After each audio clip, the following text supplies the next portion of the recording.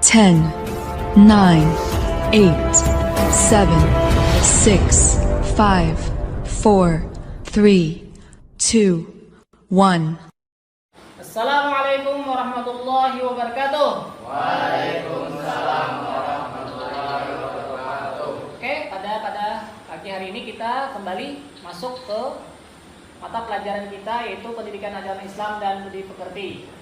Oke, untuk materi pokok kita pada pertemuan kali ini yaitu adalah periode meneladani dakwah Rasulullah SAW di Mekah. Oke, sebelum kita masuki pelajaran, marilah kita bersama-sama membaca doa awal belajar. Marilah kita berdoa sebelum memulai pelajaran.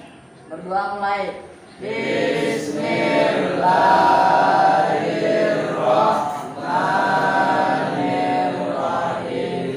Alhamdulillahi rabbil alamin.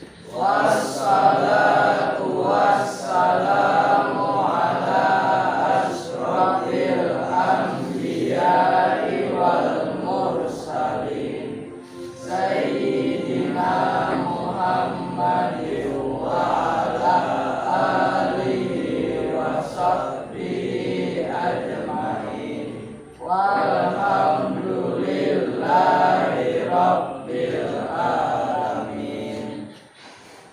Setelah berdiri kita sebentar untuk ice breaking. Siapa kita?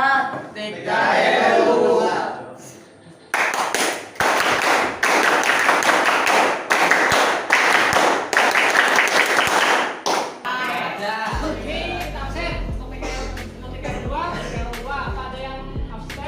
Oke, materi kita yaitu dakwah Rasulullah SAW di kota Mekah.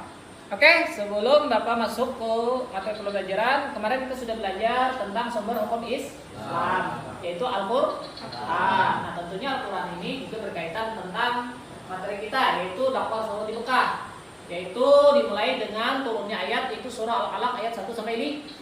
Apa ayatnya? Iqra. Nah, ini berkaitan ya dengan sumber hukum Islam. Oke, sampai di sini. Kalau ada yang ingin bertanya tentang tema kita hari ini, silakan ajukan tangan. Oke, silakan. Rizky. Saya Pak. Ya. Saya ingin tanya Pak. Ya. Apa yang dimaksud dengan meneladani? Oke, apa yang dimaksud dengan meneladani? Kalau meneladani itu adalah berasal dari kata tauladan ya. Tentunya ada seseorang yang ditiru. Nah, jadi teladan itu adalah sifat Rasulullah ketika Rasulullah SAW diutus.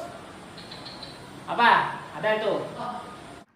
لقد كان لكم في رسول الله أسوة حسنة. Di dalam jiwa atau diri Rasulullah itu ada uswatun hasanah. Sorry, tauladan yang baik. Nah, jadi kita bagaimana mencontoh perilaku kita meneladani dakwah Rasulullah SAW.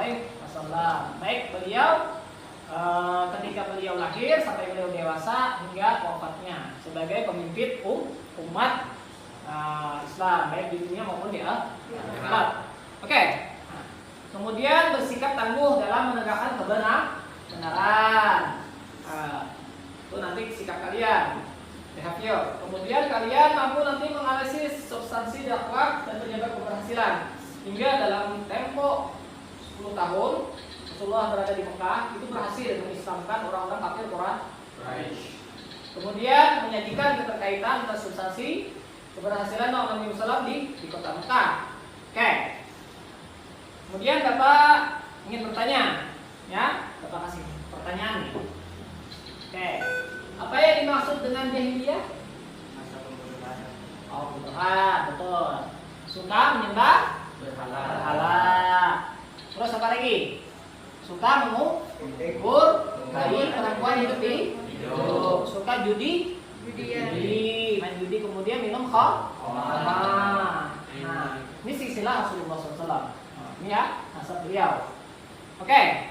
Kemudian kita lihat ini slide daripada PowerPoint kita ya. Nah, ini periode Rasulullah, silsilah Rasulullah.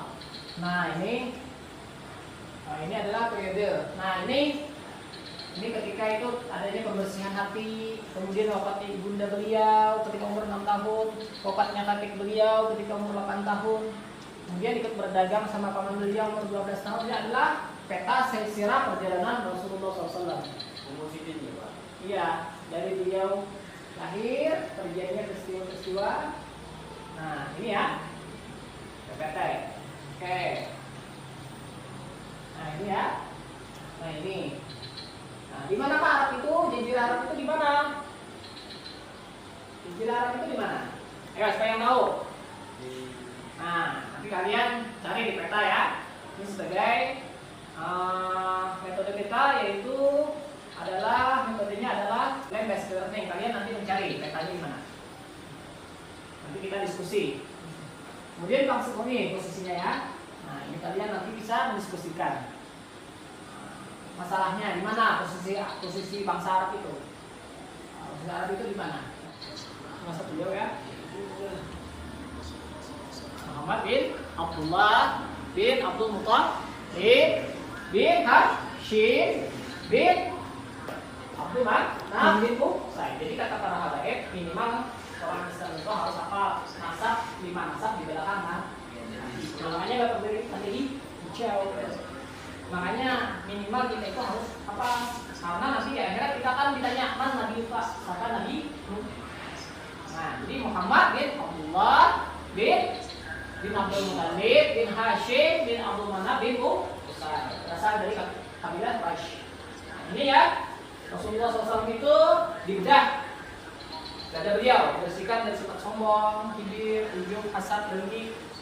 Itu ketika beliau diasuh oleh Halimatus Sya'diyah, terjadi pembedahan. Nah, itu ya. Nah, di sini 4 ya kakek beliau. Nah, jadi beliau itu kemudian jadi yatim, kemudian pada umur 28 tahun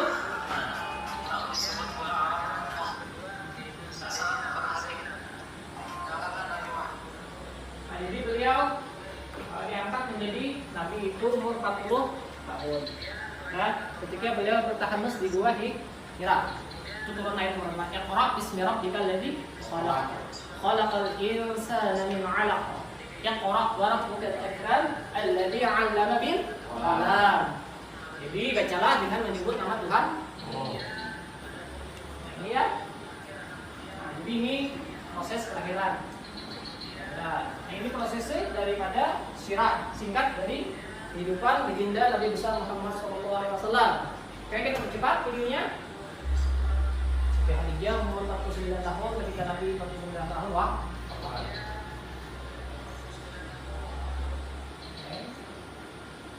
Kemudian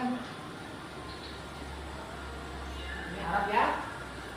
Ini letak Arab tadi ya. Nah, nanti kalian itu Mekah itu di sebelah timur itu ada Red Sea ya, atau Laut Merah, berbatas dengan Mesir. Kemudian di sebelah barat itu ada Teluk Persia, dan di sebelah selatan ada Jazirah Yaman atau Laut Arab. Sebelah utara itu adalah Damaskus, Irak. Nah, itu sebelah itu ya adalah letak Jazirah Arab. Supaya kalian nanti kalau insyaallah mudah-mudahan naik haji semua, amin. Kalian nanti mengetahui di mana itu letak Mekah. Nah, sebelah utaranya adalah kota Madinah. Itu ketika Nabi nanti hijrah ke kota Madinah. Ketika setelah terjadinya pemboikotan pendidikan dari kafir Quraisy yang luar biasa. Oke. Ini kita pendekatannya saintifik ya. Ini bangsa Arab itu terbagi 3, ada Bahidiyah yaitu yang sudah punah seperti Ad dan Samud. Kemudian bangsa Qahtan atau berasal dari Yaman. Kemudian yang ketiga Musta'ribah yaitu kaum Arab yang berasal dari kabilah Adnaniyah atau keturunan Nabiullah Ismail bin Ibrahim. Oke. Ini kemudian Rasulullah SAW itu strateginya ya. Sejarah ya. Jadi orang Yahudi itu suka menyembah berhala, bahkan yang besar yaitu Lata dan Uzza, Manan. Nah, kenapa jadi disebut Yahudiyah tadi? Nah, itu. Ya. Jadi mereka suka berperang antar suku-suku. Nah, latar belakang masyarakatnya suka menyembah berhala. Kemudian suka meleret ke keburukan, minum minuman keras. Nah, itu yang suka berzina. Ya.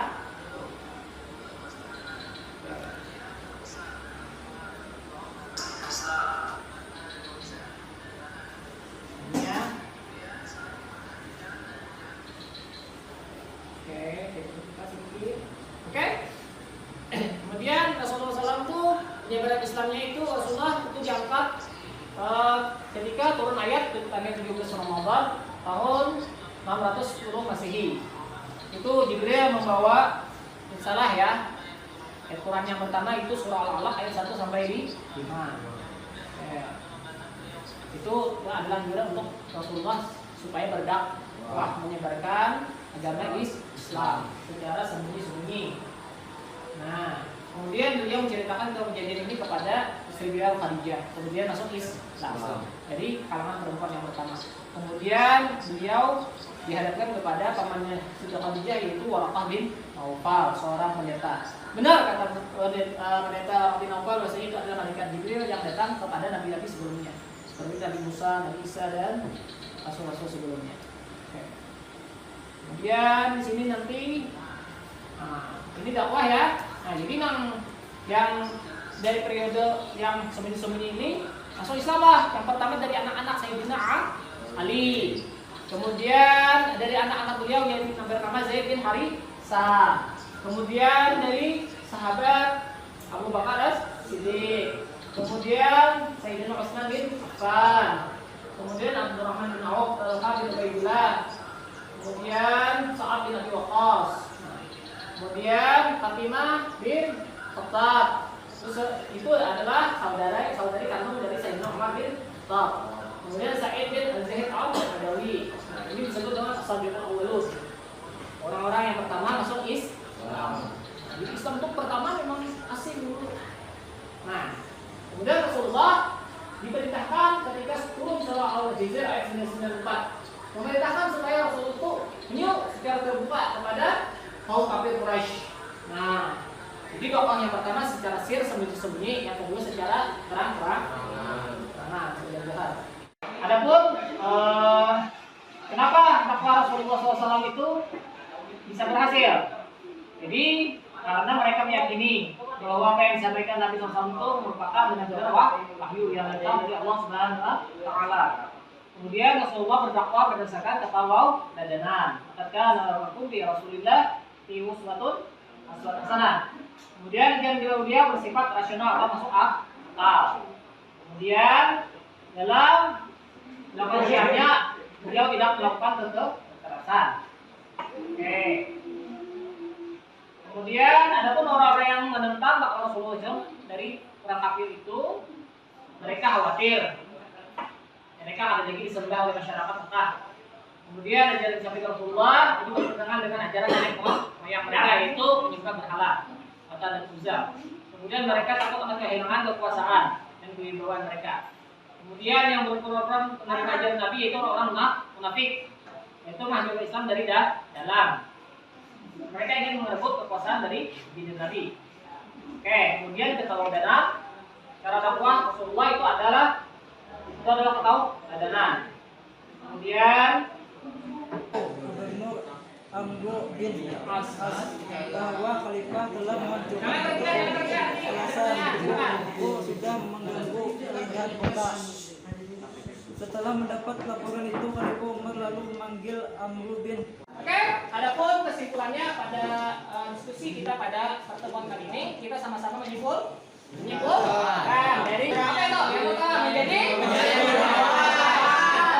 kesimpulan. Jadi dakwah di Proyek Mekah ini itu adalah yang pertama adalah ajaran tauhid, yaitu mengesahkan Allah Subhanahu wa Ta'ala. Maka itulah ayat-ayat yang turun Makkiyah itu isinya adalah seruan ya ayyuhan nas atau qul huwallahu ahad. Itu adalah golongan Makkiyah, itu ajaran tentang keesaan agama tauhid. Kemudian tentang kabar-kabar hari kiamat atau hari pembalasan. Kemudian tazkiyatun nafs atau kesucian jiwa. kemudian persaudaraan dan persatuan apa? Dalam satu ikatan, yaitu ukhuwah Islamiyah. Itulah kesimpulan kita pada pertemuan kali ini. Mungkin ada yang ditanya? Tidak. Jadi kita sama dibuka pelajaran kita pada hari ini. Kalau tidak nanti kita billahi taufiq wal hidayah. Wassalamualaikum warahmatullahi wabarakatuh. Waalaikumsalam warahmatullahi wabarakatuh.